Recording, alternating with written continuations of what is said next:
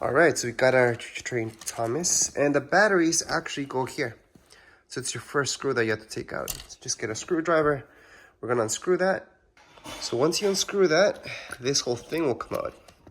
And you don't need to unscrew anything else. You will notice that this will just lift off. So you do want to highlight that this doesn't come out that easily. I don't. And inside of it, I don't.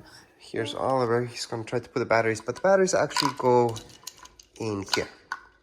So that's where you're gonna insert them. Insert this back.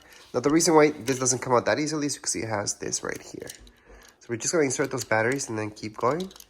So that's how it looks with the batteries inside. Then you just have to insert it back in here.